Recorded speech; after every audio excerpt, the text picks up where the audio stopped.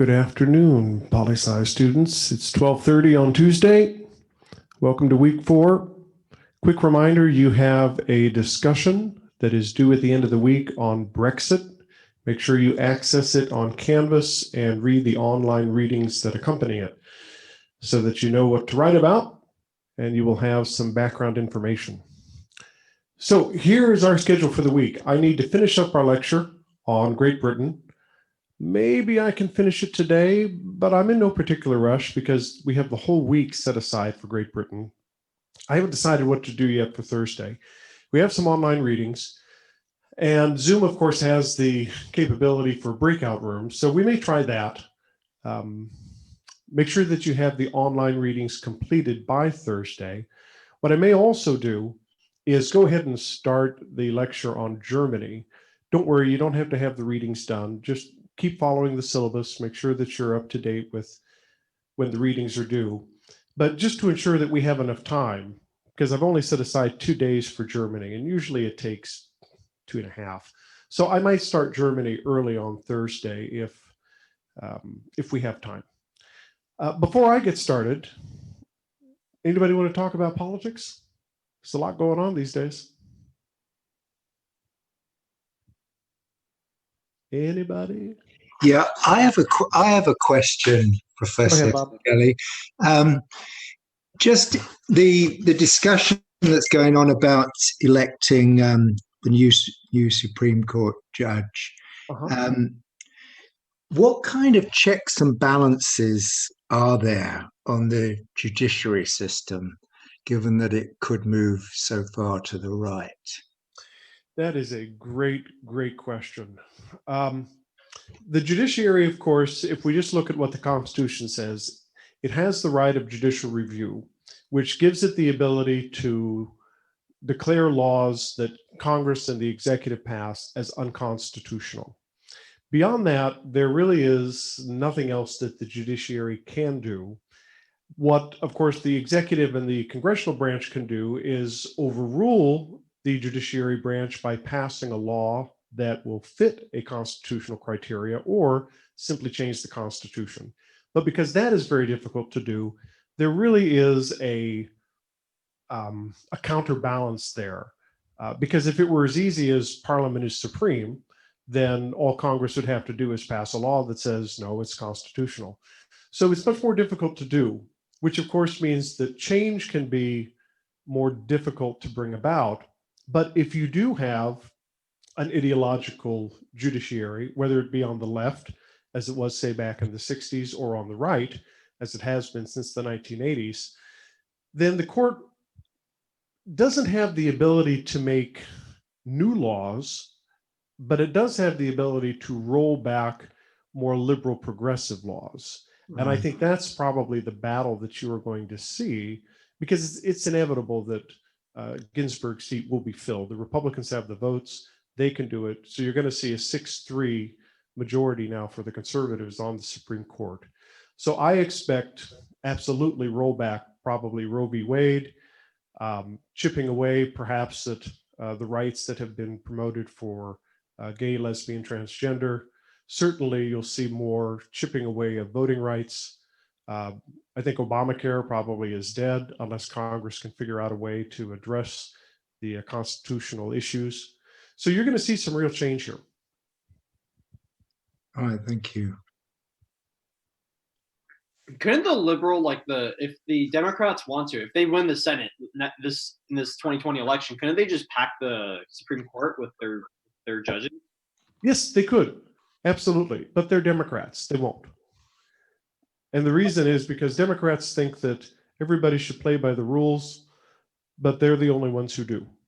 And the Republicans, Steve Bannon being FDR? FDR didn't succeed, right? Because but I mean, that was Congress the didn't first allow person to he had put first person to propose it. He proposed it, but it was the Democrats and the party that actually prevented it from happening. And of course, that was back in the 1930s. Keep in mind, the Democratic Party is very different today than it was back in the 1930s. So what you have today is a political party. Well, I think Steve Bannon, of course, being a former advisor to Donald Trump had explained it best. He said that when Democrats go to a fight, they bring pillows. When Republicans go to a fight, they bring guns. And Mitch McConnell is an expert at this kind of power politics, and Democrats simply don't know how to respond to him. You have to admire the ruthlessness of the Republicans. Yeah, this is what's really concerning me, because it really does feel like all that's happening is that everything is getting accelerated. Like if we get a, what is it, 6-3 majority for the conservatives, what's that going to mean for the Democrats? I mean, they may not pack the courts immediately. There's going to be a lot more debate about packing the courts, and that's going to dismantle one of the main pillars of our democracy, that we have these Supreme Court judges, and whenever one of them dies, it would become, if that pillar was destroyed, it would become, oh well, now whenever there's a new president, he adds 4 Supreme Court judges. Or at least that's what I've heard could happen, and that could be harmful, I think, to the way our democracy works right now. But I don't know. Yeah, no, great point, Ian. The country is so divided right now that I think what you'll see is greater stress on the legitimacy of these institutions. When you have half the population that simply don't believe something that another branch of government says, that puts a lot of stress on democracy, which of course is the argument I was making in our first US lecture. I don't know where it's going to go. I really don't. I don't particularly see an upside to the Republicans filling the seat before the election. And here's what I mean. Donald Trump back in 2016 was able to win over a lot of social conservatives by saying, elect me, even if you don't like me, because I'm going to fill Anton Scalia's seat with a conservative rather than Merrick Garland. And so a lot of social conservatives held their nose and they voted for Trump. If he could make that argument again in this election, I think that would win over probably a lot of social conservatives who are not going to vote for him. Certainly, I don't see how it helps a Tom Tillis, senator from North Carolina, or Cory Gardner, senator from Colorado. These are all senators that right now are behind in the polls. If they could go to their voters and say, re-elect me, and I will ensure that a conservative takes the seat, that sounds to me like it would be a good campaign issue. Instead, by doing it before the election, which is what Senator Lindsey Graham and Mitch McConnell want, that sounds to me like the Republicans have recognized they will probably lose the Senate and that Trump will probably lose. It was something that I noticed a while ago. Last time when President Obama was trying to put in a Supreme Court judge, wasn't Lindsey Graham and McConnell who said, let's not ever put a court or justice in an election year? He even said, if you want, use my words against me. That was Lindsey Graham's quote. Are you guys suggesting that there's hypocrisy here? No, I'm saying that I'm saying yes, that yes. what Of well, course, yes, absolutely. there is And hypocrisy in politics. Politicians do it over time. It's very difficult for Mitch McConnell and Senator Lindsey Graham to now come around and say, oh, well, what we really meant was because no political party who has held the White House that was different from the Senate, blah, blah, blah, blah, blah. None of that stuff matters. This is just a pure power grab. And, if the Democrats didn't do it themselves when they were in power, then of course progressives and liberals would be screaming. So we shouldn't be surprised that the Republicans are doing this. Anything else before we jump across the continent? I was Yeah. wondering. Oh, Oh. sorry. No, Go ahead. for it. Go ahead. Oh, okay. okay. I mean, I was just gonna say, I think it's as you were kind of getting to, I think, Professor Kelly, it's a little disingenuous to kind of just harp on like the way that Republicans play politics, especially when it comes to these SCOTUS nominations, and to kind of assume that, like, I guess Democrats would be particularly filled with valor and just ideals, and maybe just like wait for the election to happen, because if the Democrats were in this position, they would absolutely push to get a new liberal justice in. So I think it's a little disingenuous to say that. Also, I take issue with the notion that I think you're right, but I don't think anyone here was suggesting that. I think we would all agree that the Democrats would probably do just that. What's your second point? Yeah. Okay, then there's really no reason to laugh at the politics that the Republicans are playing. I think secondly, I don't totally agree with the idea that like all of the so-called conservative justices are conservative in the same way that all of the liberal justices are absolutely liberal. In the sense that like Sotomayor and Breyer, and I would say mostly Kagan too, are like absolutely ideologues that view the court as an ability for them to like make social change in a way that like a lot of the conservatives are definitely more like originalist or more traditionalist in the way that they view the Constitution. And also, right, you have like Roberts, who swings to vote He's with more the moderate liberal wing, conservative than anything. and even Gorsuch has been like surprisingly like a lot more moderate than he was portrayed during his nominations. So I don't know. I think a lot of liberal justices get on there and are pretty staunch in their views in a way that there are certainly conservatives like that. I mean, hashtag Clarence Thomas, but I don't think in a broad scope in the same way that liberal justices are like pretty much just there to use the court to like make social change. So, Okay, anybody want to respond to that? Oh, actually, to add on to what he was saying, didn't Obama actually try to do the same thing back in 2016? I mean, there was a justice who died the year of the election. He and did. he tried nominating someone. I mean, so it's not whether, they will do it. I mean, they've already tried, but it wasn't successful. Well, no. On that point, this was actually a rule that Mitch McConnell had created. You had almost a year before the election, and Obama had the position open. Certainly during the Reagan years, when Anthony Kennedy was put onto the Supreme Court, that was a year before an election. So this was a brand new reason that Mitch McConnell had put forward, not because there's any precedent for it. It's because he didn't want a Democrat to fill the seat. It's just political calculation. Yeah, I mean, I agree with that. And I also... Sorry, please carry on. Yeah, no, I was going to say I also agree with the point where, like, especially with the progressive type, like, justices, they don't use the courts as a way to interpret the Constitution. I feel like what they do is that they use the court as a tool to push judicial activism. They're not really saying, oh, this is what the Constitution says. They say, this is what I believe, and I'm going to say that this is the Constitution, and this is what it's saying. So I'll make a counter to that point. You don't think Keon? I'll make a counter to that point. The whole point of the Supreme Court justices is for them to interpret the Constitution. So while it might not be entirely traditionalist, it is within their authority to do that. No, but what Keon's saying is that they're not interpreting the Constitution.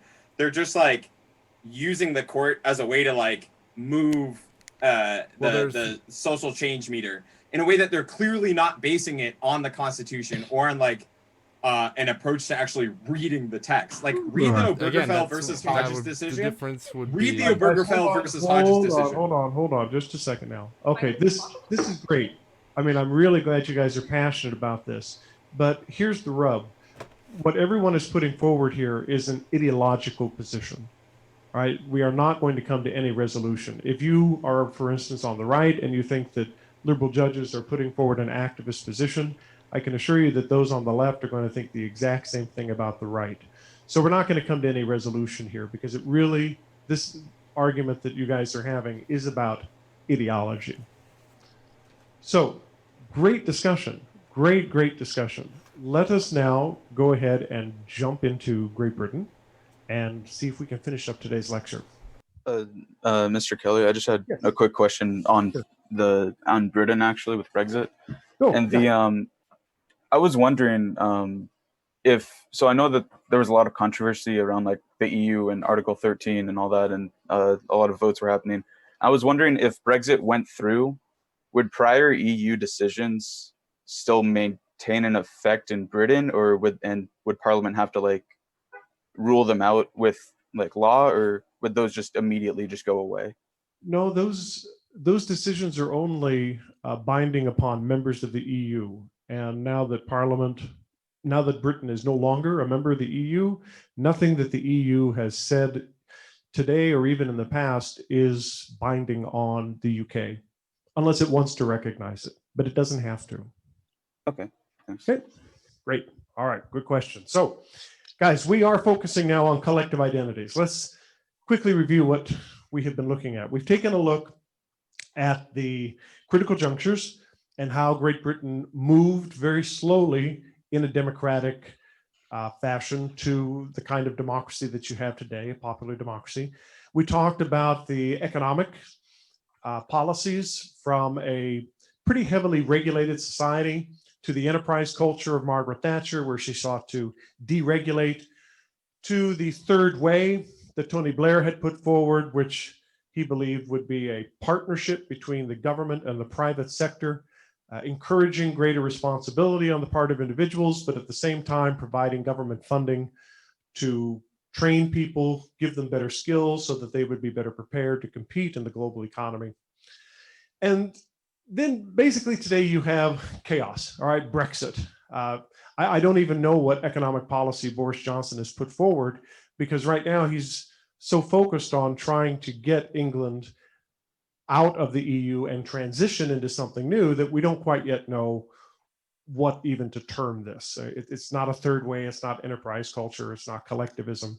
So perhaps in a few years, after historians and political scientists can really review what was this era about, we can take a look. My guess is that Boris Johnson, will probably have carried on most of the policies that David Cameron tried to carry on, but of course his political career was cut short when suddenly Great Britain had passed the Brexit vote. Now, then we talked about political institutions. We focused on the different quote unquote branches of government in Great Britain, but there's really only one branch that matters, and that is Parliament. Remember that you have a fused, I was going to say a fused executive, excuse me, that's not Great Britain. You have a dual executive where you have the Crown serves as the ceremonial head. The Queen is technically the head of Great Britain.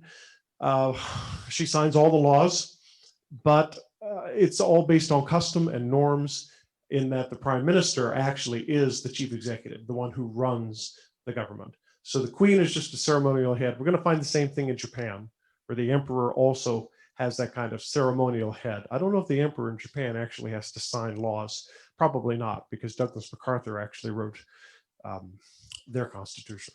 This takes us now to collective identities.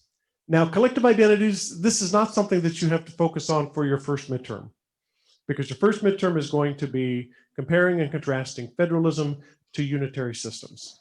But this is a topic that you will be focusing on your second midterm, because the second midterm deals with collective identities. So although you don't have to worry about it for the first midterm, that doesn't mean that you can take a nap and hit the snooze button. So the lack of a written constitution is a reflection of the strong political culture that makes up the British political system. As I've said before, there is no written constitution, and there is no constitutional law which states, for instance, that the Queen must sign all legislation. There used to be no constitutional law which said that you must hold an election every 5 years. This was just something that Parliament always did, until when Theresa May was Prime Minister, Parliament decided to pass a piece of legislation. So now there is legislation. Every 5 years, Parliament must hold an election. But there's no constitutional law which says the Queen must ask the winning party to form a government. It's just part of the customs. It's part of the norms. Yet these customs are so strongly entrenched within British political culture that any political party that ignores them would be doing so at its own peril. There is a strong unifying cultural heritage encompassing everything from the monarch's coronation to the style of debate in the Commons, where in fact questions are submitted beforehand. Right, that the clip that I showed you of all the debate going on in Parliament, when you had the Prime Minister actually having this give and take debate with the opposition party leader, those questions are submitted beforehand. So the Prime Minister already knows what questions he's going to be asked. That's part of the custom. There's no law or rule that says that. It's just part of the customs. We also see, of course, the sitting of the House of Lords made up primarily of the aristocracy. This all serves as a foundation for its revered democratic government. And yet, critics point out that it is precisely these archaic structures which perpetuate part of Britain's problems. Slow to change, and a still fairly rigid class structure that limits upward mobility. After all, should the Queen receive special treatment in a society simply because of her bloodlines? Imagine if here in the United States, we would say, well, because you're a Kennedy, you don't have to pay taxes. Now, in fact, the Queen does pay taxes, but the Queen didn't pay any taxes until the 1990s. Right? I was actually studying in London at the time, and that new law was passed by Parliament. And why is she the Queen anyway? Well, because of her bloodlines. Whoever is born into that family gets special privileges, recognized by the state. Right? That's a pretty foreign idea to what we have here in the United States. It is a remnant of the conservative, capital C, conservative social traditions that many European societies had, for centuries. I think, well, no. Regardless of what we may believe as Americans as to their outmoded cultural institutions, the Brits are a proud people. They really are. They are a proud people. They speak good-naturedly, of course, but with biting wit of the colonists across the pond. I heard that a lot when I was visiting Rotarians throughout London. But by and large, they actually have great affection for the United States. There is a close relationship. And there has been, it's hard to imagine that Great Britain used to be the enemy, right? Throughout the 19th century, politicians would twist the lion's tail. That was the phrase that they would use, twist the lion's tail in order to get support. The way Trump is trying to constantly get people excited voting for him by him bashing China. That is what 19th century politicians used to do, but against Great Britain. They would bash Great Britain. They twist the lion's tail.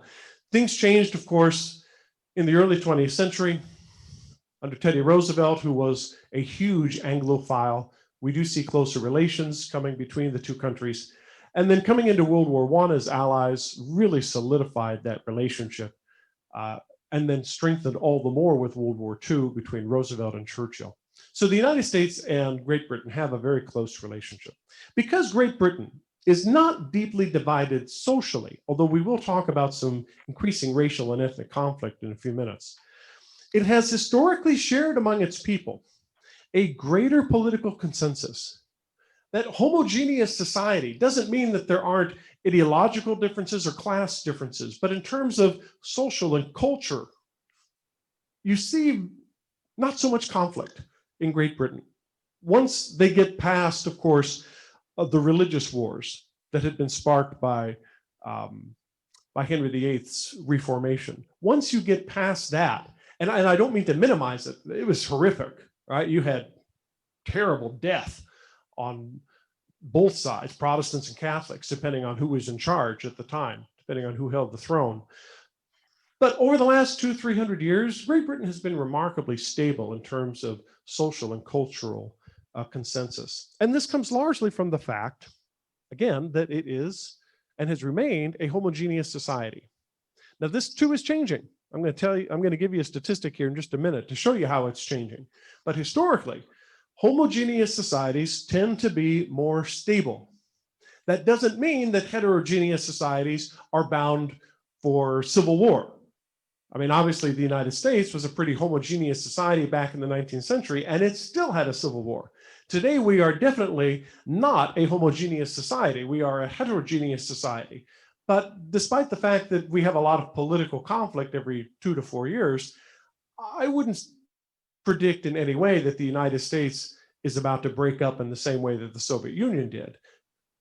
Because as I explained to you in that lecture, there are other things such as culture that hold the United States together. It doesn't have to be race. It doesn't have to be ethnicity. But if it is race and ethnicity, like in a Japan, like in a Korea, well, those societies tend to be pretty stable.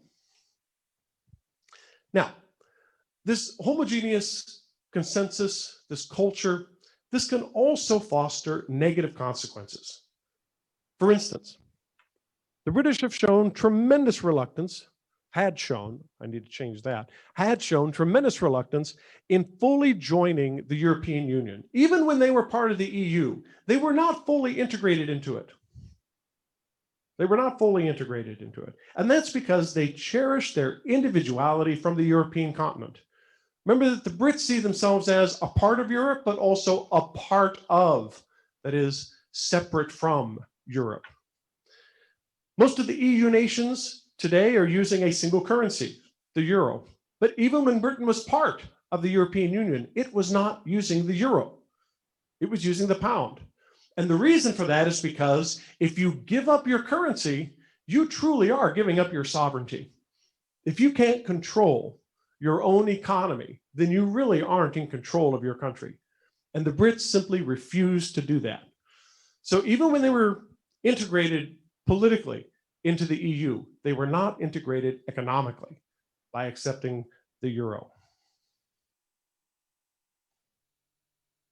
But I don't want to suggest that Britain has had no divisions within its homogeneous society. Though there has historically been an absence of rural-urban conflicts or of strong racial or religious divisions, at least, again, in the last few hundred years since the Catholic and Protestant wars came to an end, there certainly have been divisions over social class. And these divisions translate into votes for particular parties. Blue-collar workers, the poor, the less educated. Historically, they tend to vote for labor. Are there exceptions? Yes. In fact, I'm about to give you some exceptions here in just a minute. But historically, these groups vote for the Labor Party. Whereas historically, professionals, the upper middle class, business people, and higher educated Brits tend to vote conservative. If this sounds familiar to our own political system, you're right?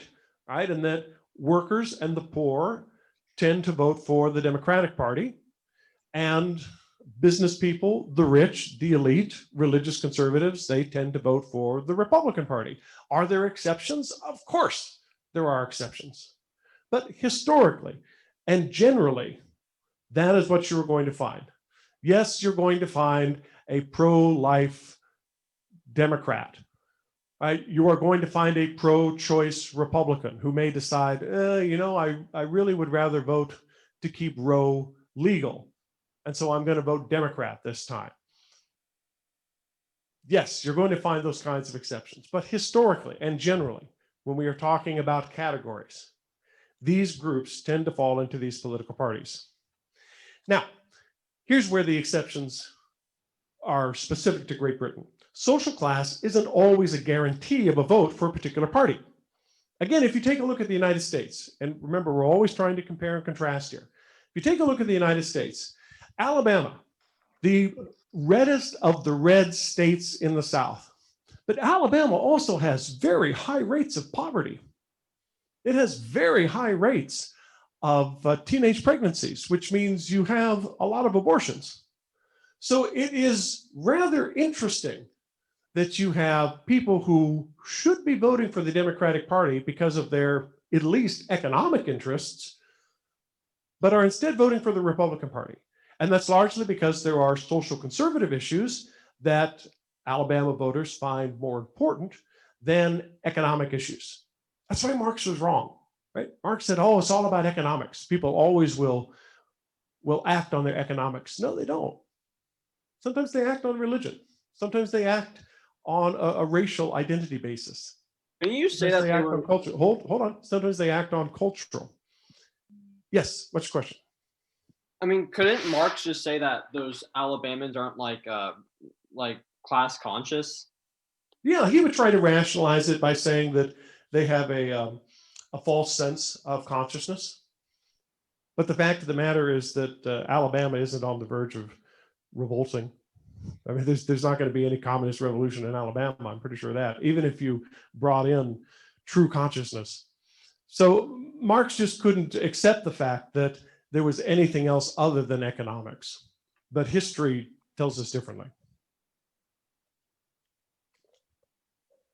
So increasingly in Great Britain, pollsters are finding more British workers voting for conservatives based on social issues. Again, we find the same thing here, right? A lot of people, a lot of workers who voted for Obama in 08 and 012 voted for Trump in 016. Not because Trump was going to provide any economic relief.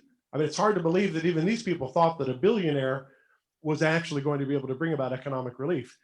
Mainly it was the social conservative issues, individual responsibility, commitment to family, a rejection of permissiveness and disorder. I'm not describing Trump. Trump doesn't obviously fit any of those categories, but this is what the Conservative Party is continuing to put forward and has been putting forward since the 1980s. More middle class voters, however, who economically really should be voting for the Conservative Party, because middle class voters, of course, care about economic issues. They are on the cusp. They want to be able to move up. A lot of them see doing so through economic policies that benefit them, such as tax cuts, such as property tax relief. Yet a lot of middle class voters, since Tony Blair's time, started voting for the Labour Party. And the reason for this, and I want you to see on this PowerPoint slide, I have italicized and bolded it. It's called the post-materialist phenomenon. And I might have mentioned this to you in the United States lecture, but in case I didn't, let me spend a few moments here talking about it. The post-materialist phenomenon is a theory put forward by economists and political scientists, which say that by and large, people usually vote their checkbooks, but not always. And what we find happening in the post-World War II era is that as nations like the United States, like Germany, like Great Britain, and other industrialized countries, as they have built a welfare state, a social safety net, the fear of falling through the cracks has become less. In other words, we are worried less about our economic condition because we know that there is a Social Security pension plan waiting for us. We know that there is a healthcare plan, at least if you're in Great Britain, national healthcare. By creating a social safety net, you are taking away a lot of these economic worries about people, which means people can now worry about other things, such as, for instance, global warming, such as, for instance, racial injustice, such as, for instance, inequality and inequities. These are not economic issues to, say, the middle class, by and large. And yet the middle class, if you just take a look at the BLM protests here, these aren't all just Black protesters, right? There's a lot of white middle class people out there as well. And so what you find is this post-material phenomenon has been rescrambling what traditionally has been the basis of political party support. And the Bay Area, of course, is the best example of that. When you take a look at the wealth in the Bay Area, it makes absolutely no sense that so many people should be voting for the Democratic Party. And yet they do. They do because for most voters here in the Bay Area, they see social, environmental issues as trumping economic issues. Just as Alabama voters, who really should be voting for the Democratic Party because of their economic situation, they find social and cultural issues to be more important than economic issues. And so this post-material phenomenon has affected Western democracies throughout Europe, and of course here in the United States, and it has affected Great Britain. Let me give you one specific example of how Margaret Thatcher was able to turn essentially a lot of poor people into conservative voters. Great Britain used to have a housing policy in which basically everybody was able to get a house, but the house was owned by the government.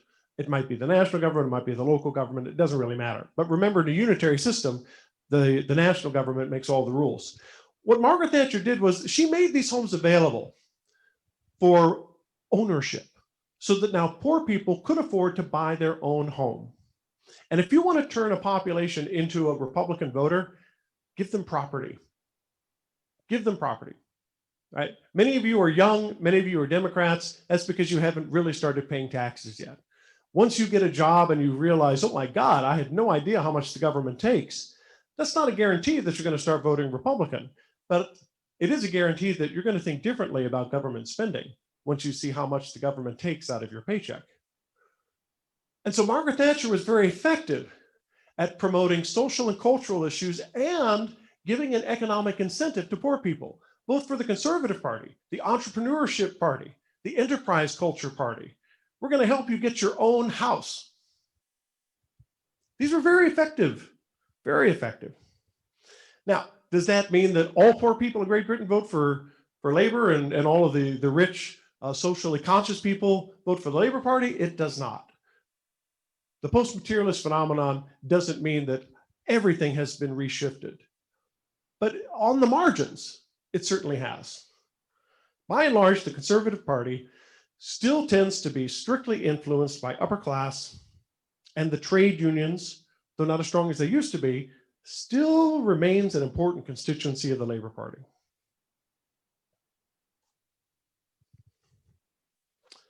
Now, Britain has experienced a surge of nationalist movements in Wales and Scotland, where regional parties called for separation from England and the establishment of Welsh and Scot states. The 1997 election brought victory to the Labour Party, which supported the establishment of regional parliaments, but not separation. While the issue remains dormant in Wales, many Scots are not yet ready to give up the call for independence. A referendum in 2014 went down to defeat, 55.3% to 44.7%. But the Brexit vote, in which a majority of Scots voted to remain in the EU, has reignited calls for a second referendum.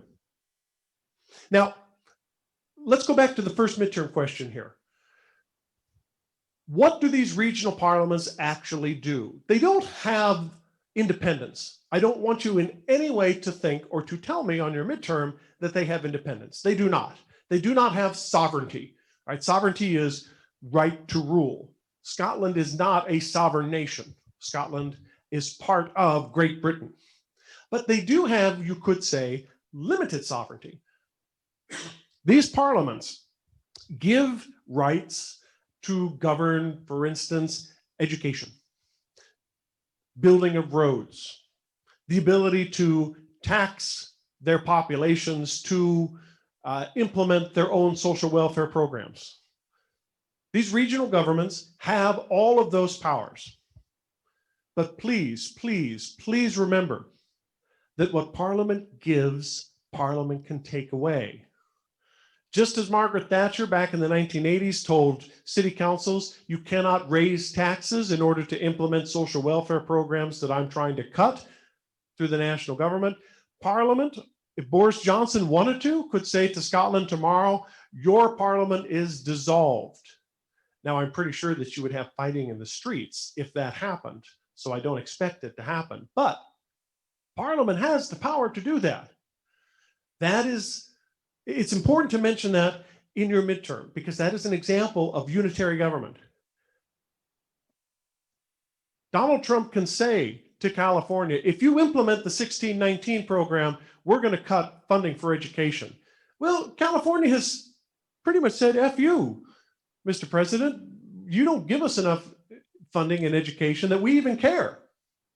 So we're going to implement whatever we want because that is a state power under the Constitution, and you can't take that away. But Parliament could do it. Parliament could say to Scotland, you're not going to be teaching about the Scottish independence movement anymore. Now, again, if they did, I have no doubt that there would probably be mass protests, perhaps fighting in the streets. But Parliament has the power to do that because, let's all say it together, Parliament is supreme. But the federal government here is not, and that's key to understanding the differences between a federal system and a unitary system. Power is divided in a federal system. In a unitary system, all power remains with the national government. And whatever powers the regional governments have is determined by that national government. But Parliament gives, Parliament can take back. Now, the problems in Northern Ireland are much deeper than what we find in Scotland or in Wales. The Protestant majority wishes to remain a part of the United Kingdom, while segments of the Catholic minority, working through the Irish Republican Army, conducted a long and bloody rebellion against the British government. A ceasefire was finally reached back in 1997. The negotiation was helped along by the Clinton administration. He'd sent over a former senator from Maine, Mitchell. And so the Good Friday Peace Accords, as they came to be called, have brought an uneasy truce between the two sides. Uneasy because Catholics and Protestants had been fighting for so long that I think this wasn't even about religion anymore. This was kind of like gang warfare. This was about vengeance and about who would rule. But the ceasefire did bring about an uneasy truce. Political reconciliation continues, but the Brexit vote has brought that into doubt because, like Scotland, Northern Ireland also voted to remain in the EU.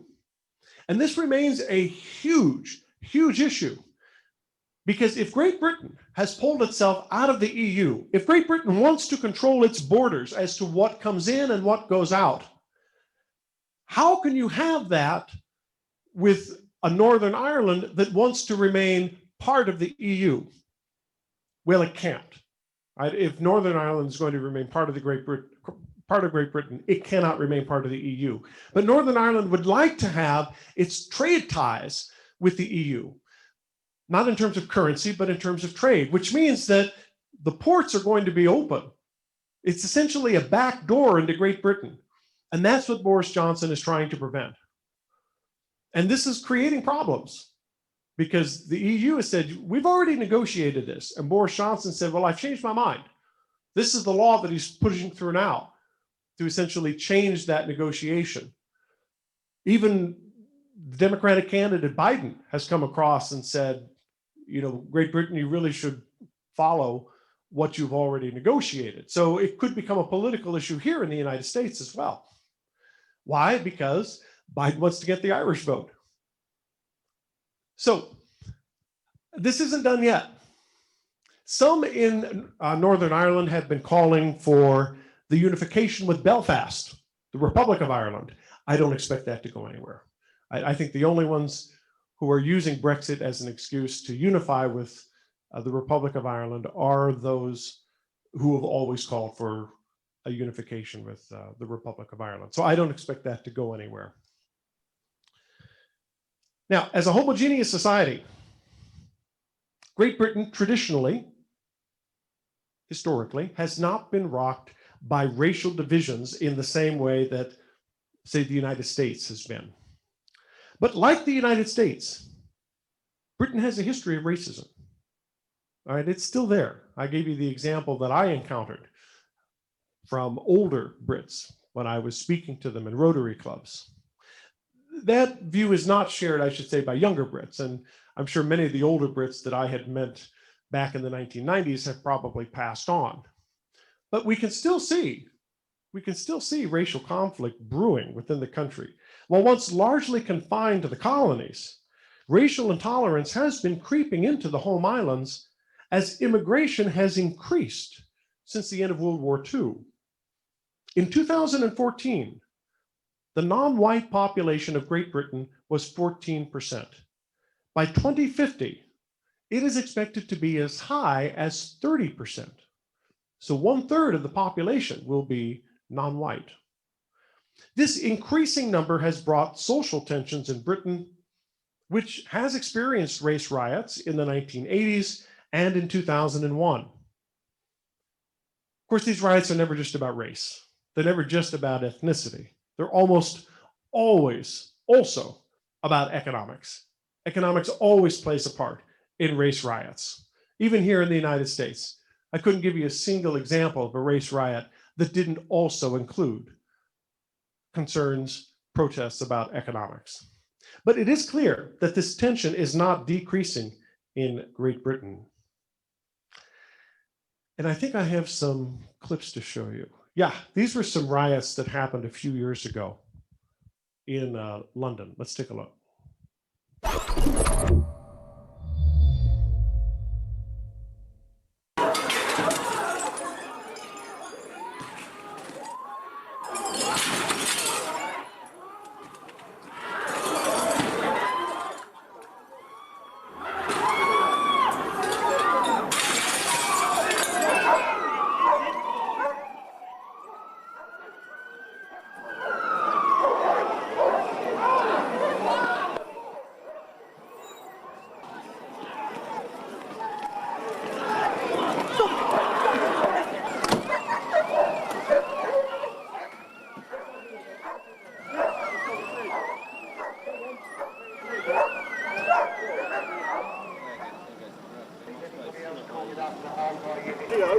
Move back, mate, move back.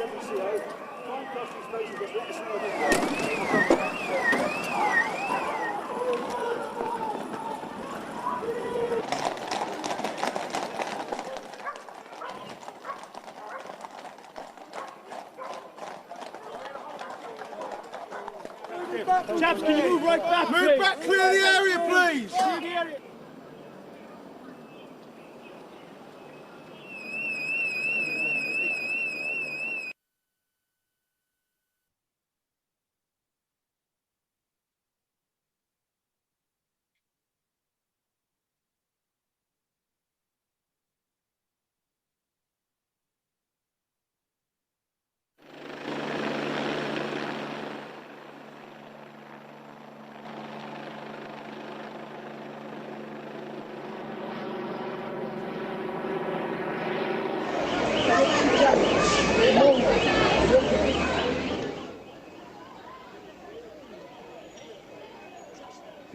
I don't know if it would blow.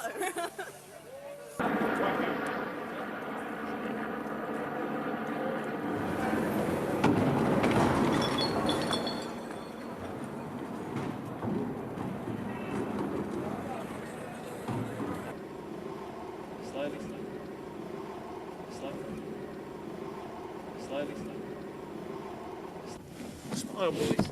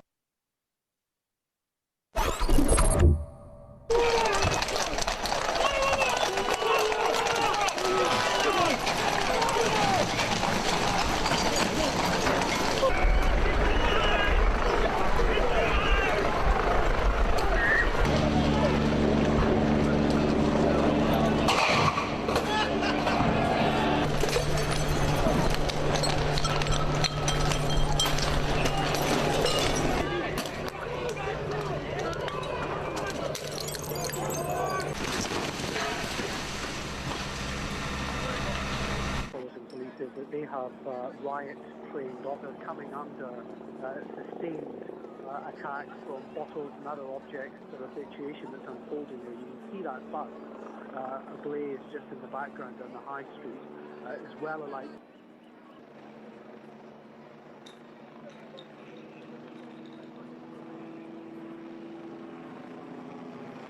The first row of vans, you can see some officers there in wearing orange, I think, vests who moved up in the last 5 minutes or so. The territorial support group officers are obviously highly trained.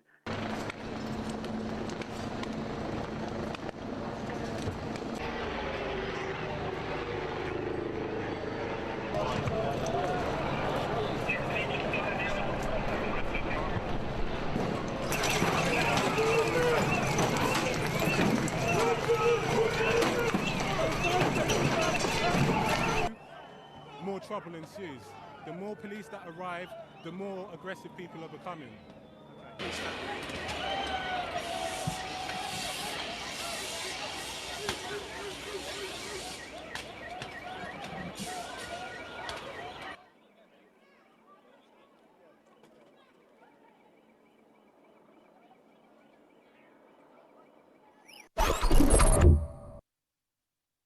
Okay, as someone who grew up in LA, when I see these clips, it really reminds me of the LA riots back in '92. If you haven't yet read the article, Gangland Culture Takes Over, where UK society leaves off, be sure that you do, because these are the 2011 riots that this article is talking about. And it deals with race in the sense that a Black man is killed by a police officer, and the police then lie by saying that, well, we were just defending ourselves because this man shot at us first. No, that's not how it was at all. It was pretty clear that this man was shot really in a kind of a murder style.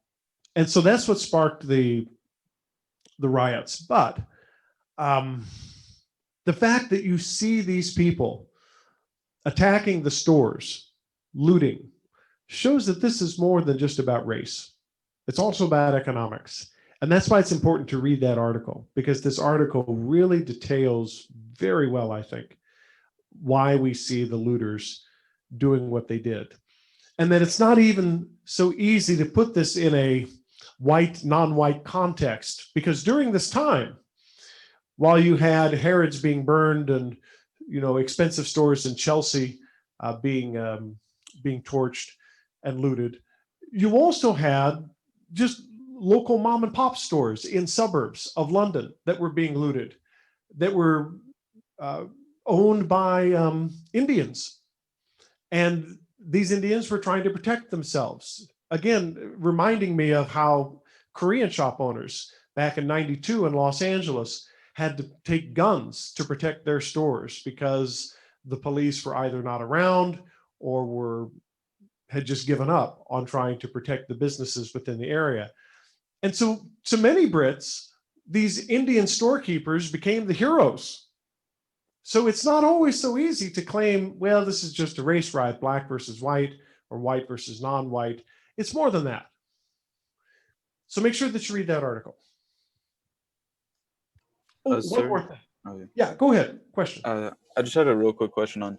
So we just talked about like this separationism and like nationalism. Uh-huh. I just looked back in my notes and it's like, so if Scotland and Northern Ireland, like with the Brexit stuff, they are talking about, I guess, secession, and then Wales has previously talked about it. Is there a possibility in the near future, you think, that the UK could just be split up into 4 different countries? Yes, there is a possibility. I don't think it is probable, but there is a possibility. I don't think that Wales is going to leave. The Welsh are pretty well integrated. Actually, their culture is very strong, but most Welsh that certainly I had encountered when I was there are not particularly interested in leaving. I think that they see that they have a good relationship with within the English system, where they can maintain their culture, have their self-government, and still be part of a larger Great Britain. And maybe that's because the Welsh were pacified long before the Scots were. The Scots have always been a rebellious group.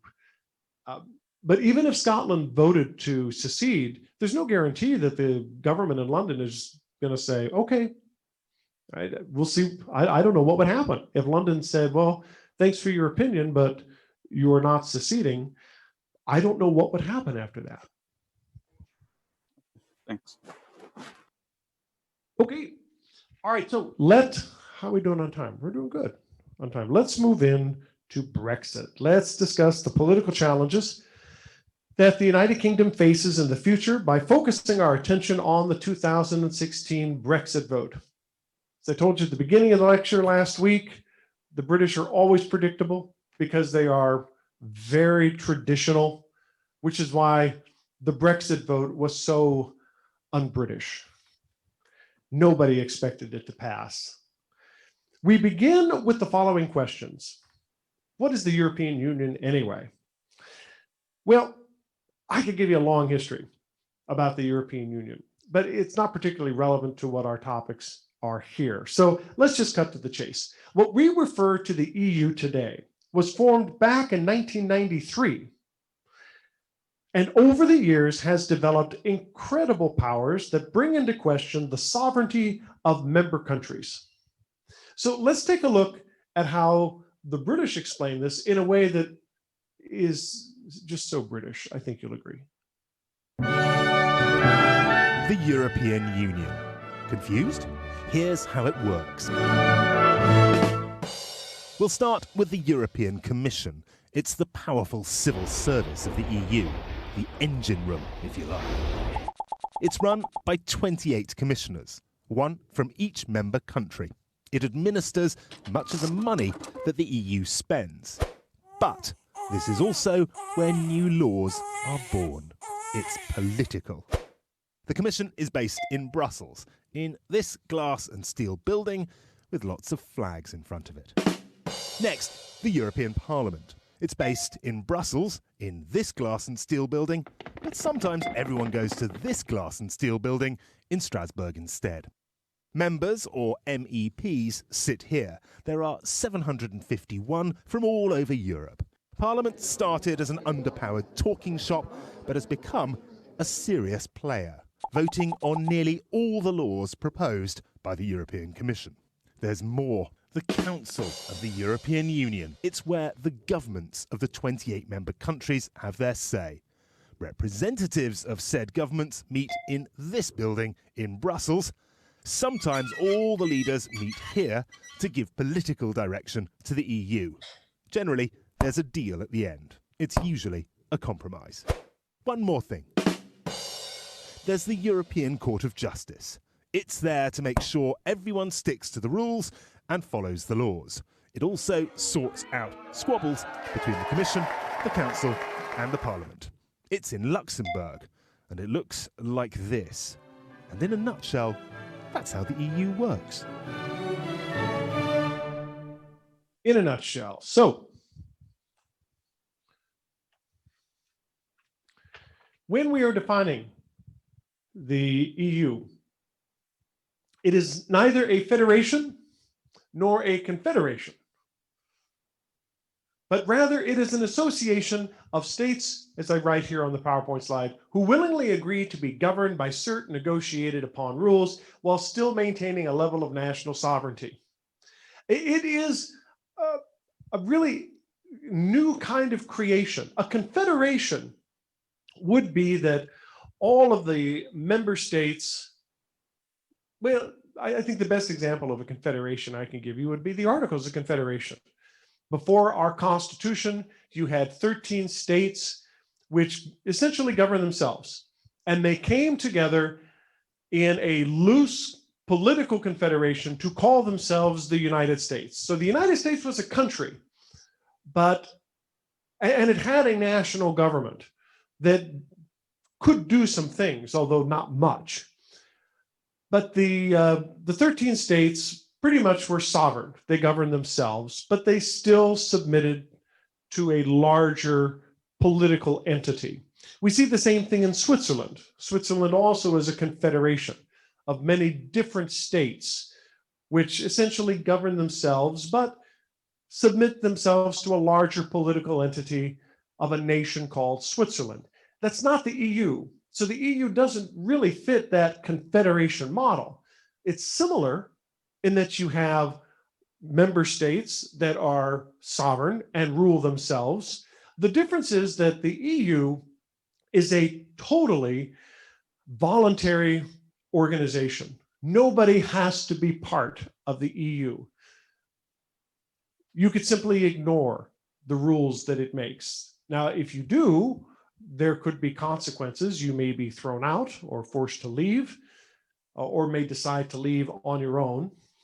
But the EU is not a nation in the way that the United States was a nation under the Articles of Confederation, or Switzerland is a nation under its own confederation system. There are very few confederation systems that are around because they don't particularly work. They work in these kinds of bureaucratic organizations. NATO, for instance, would be a good example of a confederation. The United Nations is an example of a confederation model, right? But both of those, NATO and the United Nations, would essentially fall under the same guidelines here. NATO is not a country. The United Nations is not a world government. So why do we see this movement in Great Britain to leave? And I want to give you the arguments for and the arguments against. Supporters of staying in the EU, such as former Prime Minister David Cameron, argued that the Eurozone is the largest free trade zone in the world. The economic benefits of staying within the EU, which constitutes 47% of British exports, 47% of British exports. What that means is that Britain is selling 47% of all of its goods in the EU. That's a huge chunk. What's going to happen now when Great Britain simply says, we don't want to be part of the EU market anymore? How's it going to make up that lost 47%? And so those who argued against Brexit said that doing so is going to hamper economic growth. You can't possibly ignore half of your exports are going to the continent. Moreover, leaving the EU would cause short-term disruptive pain, they argued, that would rattle the markets and hurt the value of the pound, both of which, by the way, were true. But the markets have come back, and so too has the value of the pound. So there was short-term pain, but it was short-term. The EU also provided security to the United Kingdom, advocates argued, through closer coordination between British and EU law enforcement organizations. Terrorism is not a problem that afflicts only one country. It is a continent-wide problem.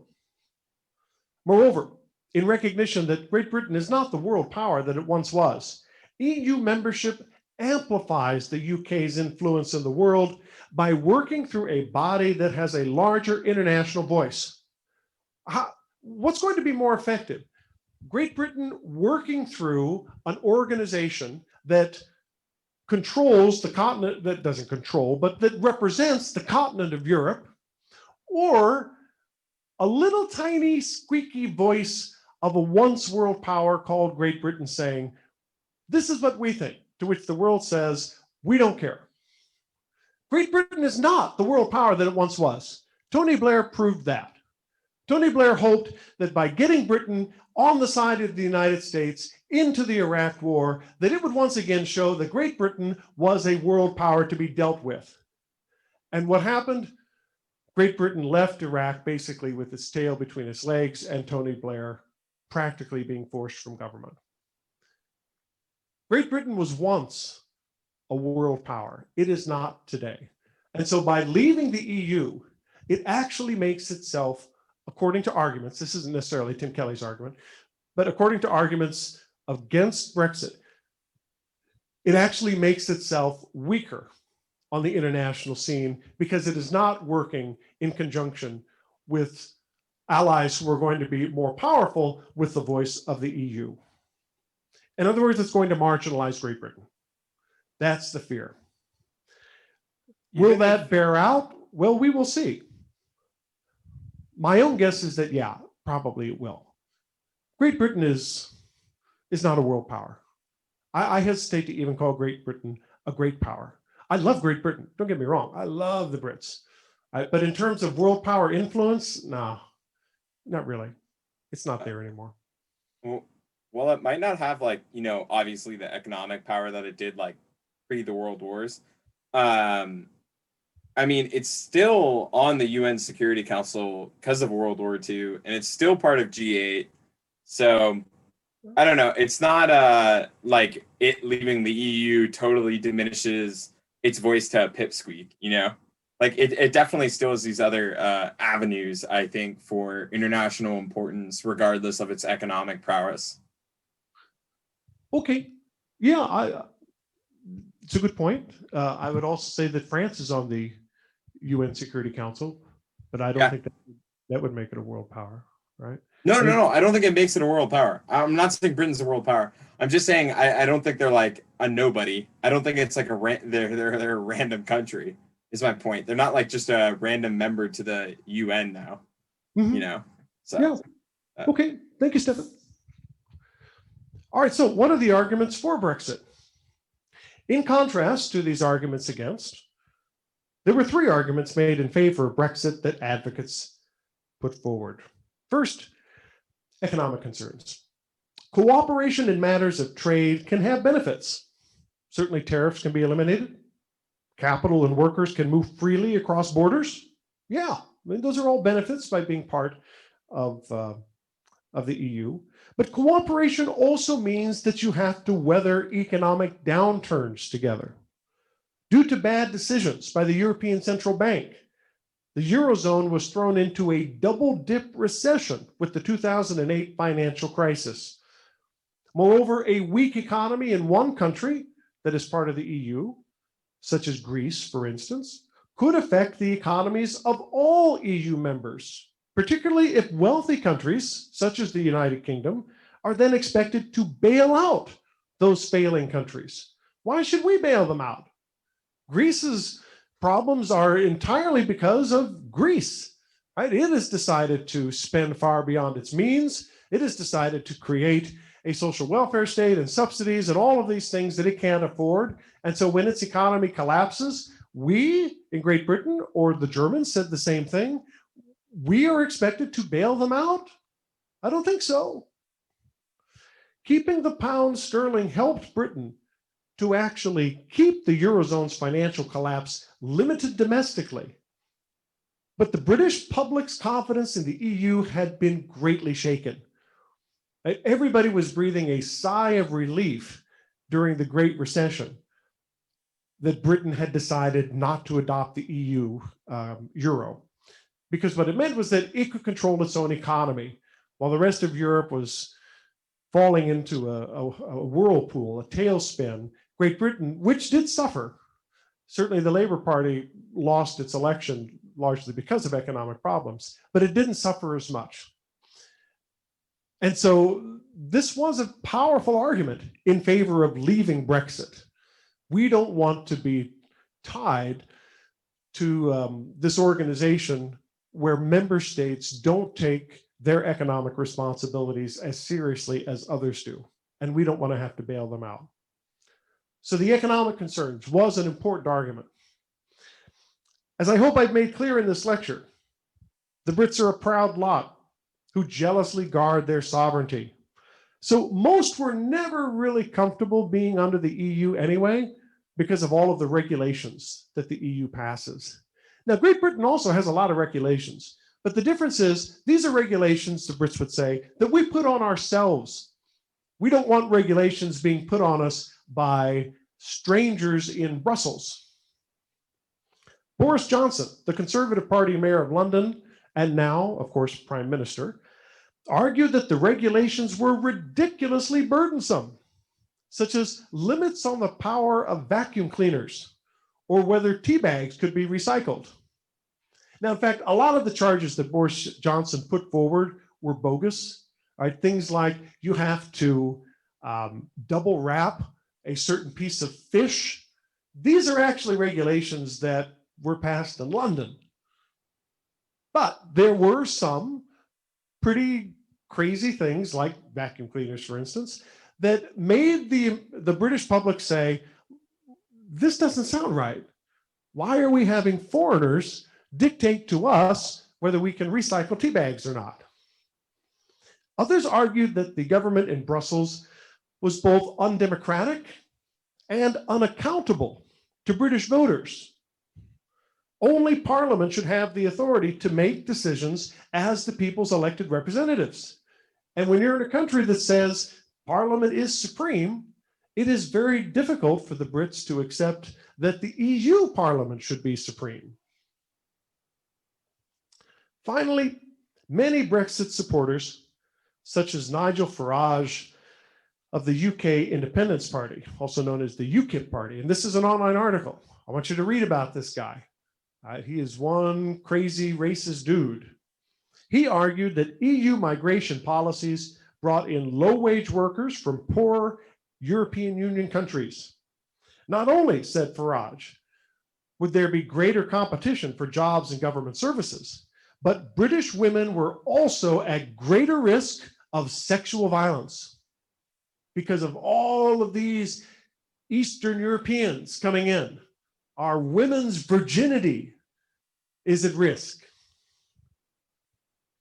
They bring crime, they bring drugs, they're rapists, and I'm sure some of them are good people. So in many ways, Farage is the Donald Trump, right? Donald Trump, of course, made that statement, just what I said in his 2016 announcement, talking about Mexican immigrants. Boris Johnson is saying, you allow all of these Eastern Europeans to come in and they're going to start raping our women. Farage was an extremist view. I want to stress that. He was an extremist view. But he is right that EU laws require members to admit an unlimited number of migrants from other member countries.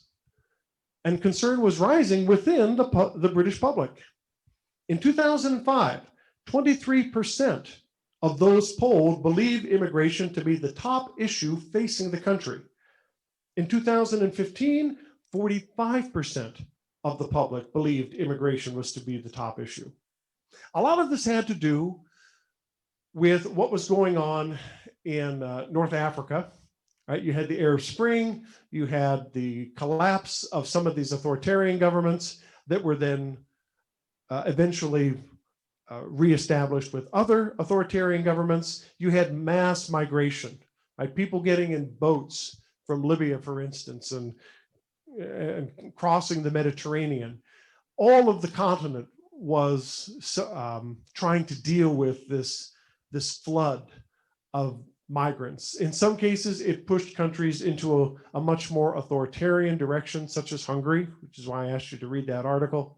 Great Britain is not an authoritarian country, and it was not getting people coming up on its beaches like Italy was. But because EU rules require that migrants from around the EU can go into any of these countries at an unlimited number, that is what brought the concern. That was what brought the immigration issue domestically to Great Britain. Yeah, go ahead. Hold on. Can I say something? Sure, go ahead.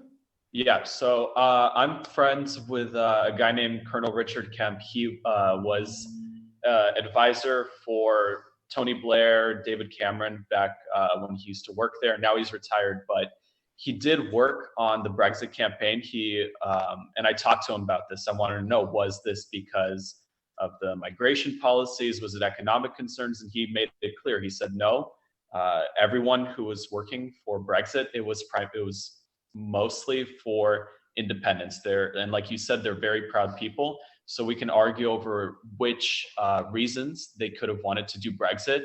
But internally, what the big reason for them was independence, and they really admired the United States for, even though they declared independence from them, they admired the United States for being such an independent country, and a lot of British people are very nationalistic.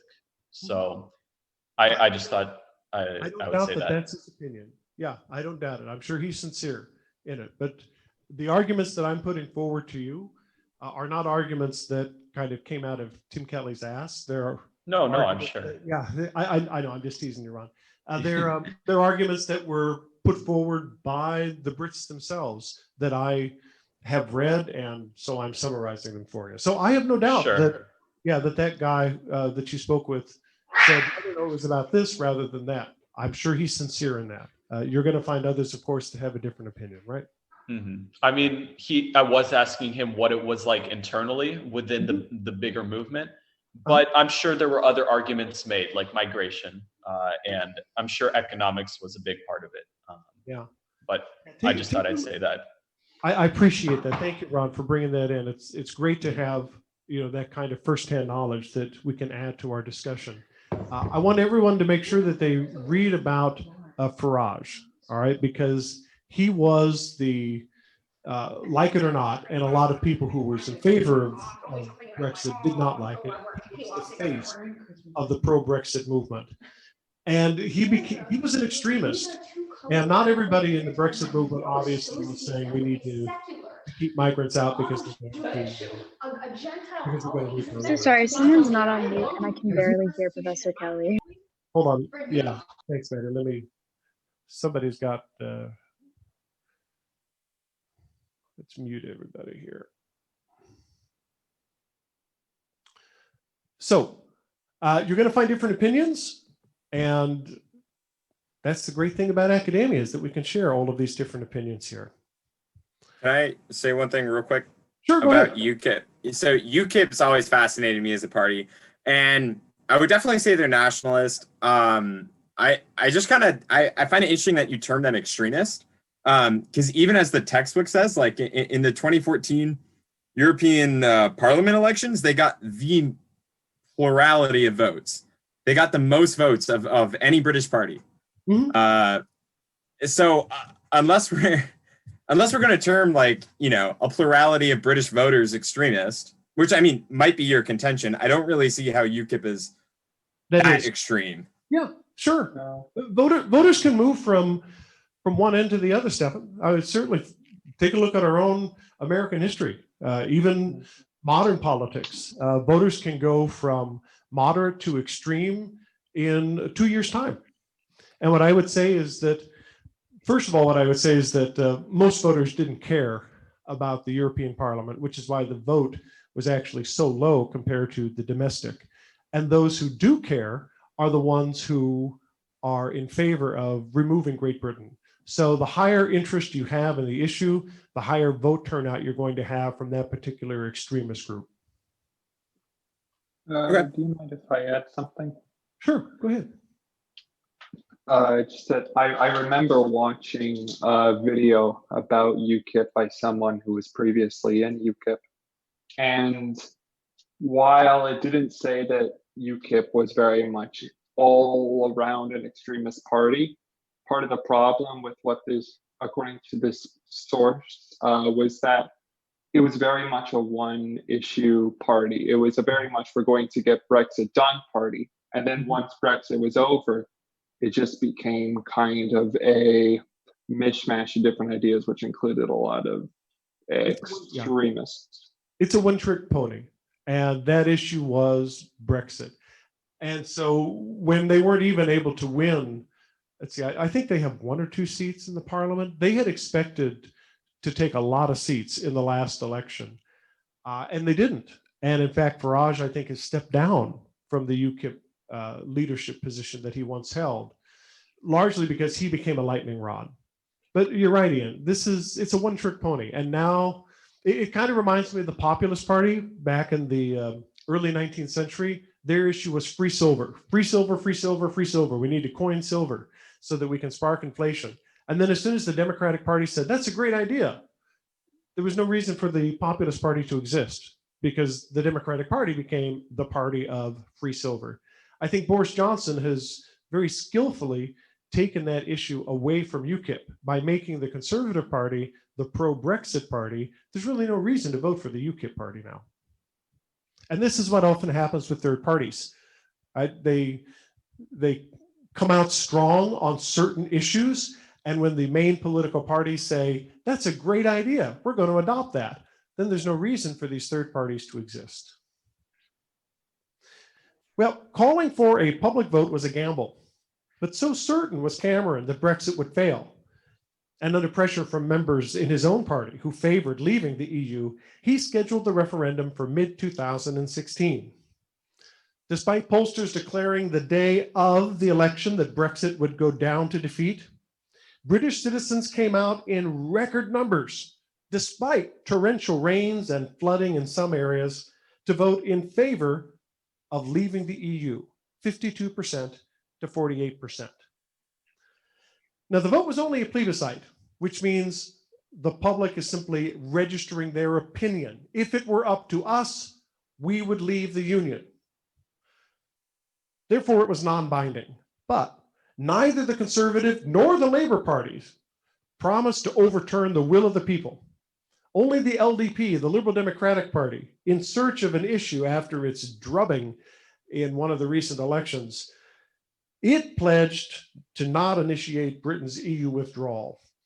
It actually helped, I think, a bit because it was able to recover some of the seats that it lost after its calamity of joining with David Cameron's government. The political fallout for Cameron was swift. Whoops. I'm sorry, I don't seem to be moving here. Hold on just a second.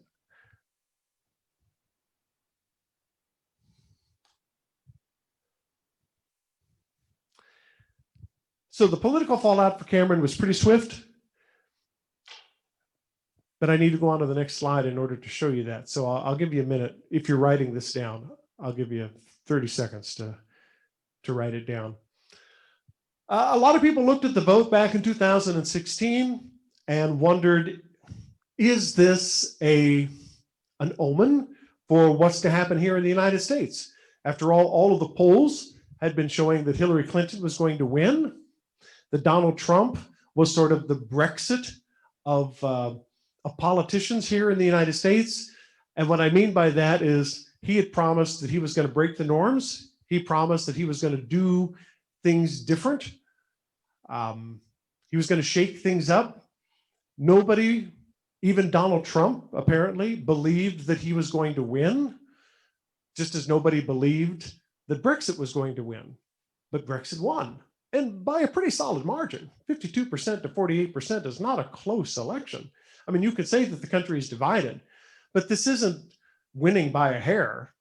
This is winning by 4 points. That's a pretty good margin. And so it was a total shock for David Cameron.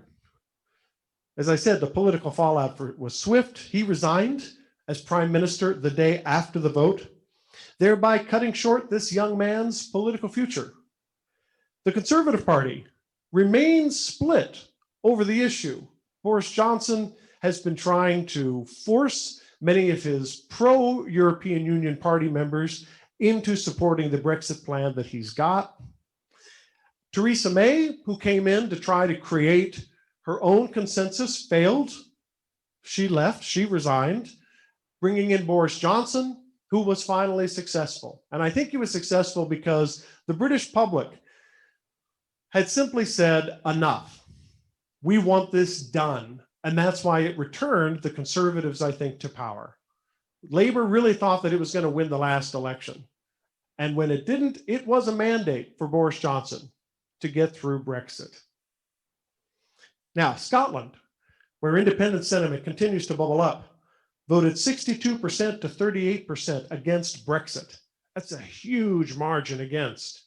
So angry are the Scots over the nationwide result that its regional government is threatening to hold another referendum on independence. Now, it has been threatening for the last year. Nothing has come about it yet. Maybe when I give this lecture next year, I will be saying something different. But so far, nothing has come of it. In Northern Ireland, where 55% voted to remain in the EU, there are renewed calls for unification between Dublin and Belfast. But as I mentioned before, I don't think that these are calls coming from Protestants. I think they're calls basically coming from Catholics who have long wanted to unify. But what will happen to the British economy? Will the dire predictions of pro-EU advocates come to pass? And what of the European Union migrants currently in Great Britain? Will they be deported? Nobody knows. What we do know is that Britain formally left the EU on January 31st, 2020, and the transition period comes to an end at the end of this year, in December. Negotiations continue over trade and market access. We have not yet seen the resolution of this. There is more conflict to come. Guys, this is a great place for us to end, mainly because it's 1:55 and I don't want to keep you any longer. But it's also a good place because all I will need to do is wrap up the lecture when we come back on Thursday. So again, I haven't decided exactly what I'm going to do. I would like to try these breakout rooms and see if we can do anything with them in regards to the online readings. Make sure you have the online readings complete. And as I said, I may start the German lecture just so that I can ensure that we have enough time to finish it all by next week. Have a great week. I will see you all on Thursday. Great discussion today from everybody. Thank you so much for your great comments. All right. Have a good one, Professor Kelly. Thank you. Dr. Kelly, do you mind if I just talk to you about something really quick before Academic Senate today? Sure, what's up? I just want to wait for everybody to get off because it's something that a student brought up to me that has to do with something that's happening. We're being filmed here. I'm so sorry. I can't hear you. You ready to call me on my phone?